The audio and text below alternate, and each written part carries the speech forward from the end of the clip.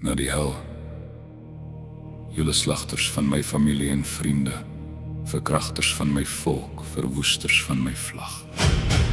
Julle konings en leiers wat my grond plunder en in pynhope bloei, wat die onskuldige liggame in die strate laat vloei.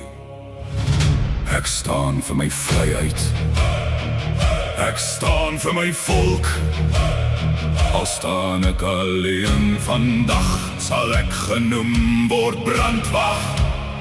Laat jy vandag kan kies in watter kraal jy behoort. Vandag gaan die skui van die onrein voort, soos Gideon en sy bende van 300.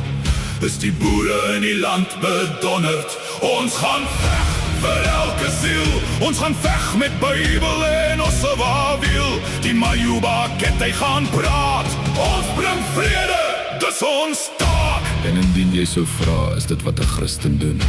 Draai die wang, dit is versoen. Sal ek jou antwoord, gaan bid vir die sondes van die Satans kind. Dalk sal jy by hom regverdigheid vind. Los my oor tot my God. Hy ken my sonde en my lot. Hy weet wat het my gedryf tot daar, die hoop van ons volk se olyfblaar.